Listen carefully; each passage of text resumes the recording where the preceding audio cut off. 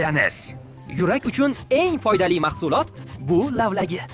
Jigar uchun eng zararli ovqat bu qovurilgan kartoshka.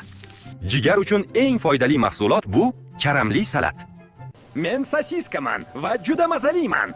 Lekin juda ko'p iste'mol qilsangiz kasalliklarga olib kelaman. Men qayta ishlangan go'sht mahsulotiman. Meni haddan tashqari ko'p iste'mol qilish sog'lig'ingizga salbiy ta'sir qiladi. Men qovurilgan kalbasaman. Men stressni kuchaytiraman va immunitetni zaiflashtiraman. Men chiya urug'iman. Yurakka quvvat beraman, ichaklarni tozalayman va suyaklarni mustahkamlayman. Har kuni bir qoshiq iste'mol qilsangiz organizmingiz zo'r ishlaydi. Men kunjutman. Suyaklar uchun kalsiy, qon uchun temir, yoshlik uchun antioksidantlarga boyman. Salatga sepding, minerallar me'yorini olding. Men zig'ir urug'iman. Yurak uchun foydali yog'larga, ichak faoliyati uchun tolalarga boyman. Bo'tqaga bir qoshiq qo'shing, ichaklaringiz sizga rahmat deydi. Biz shunaqamiz. Kichik, lekin qudratli urug'larmiz. Qolgan ajoyib do'stlarimiz haqida bilishni xohlasang, obuna bo'l.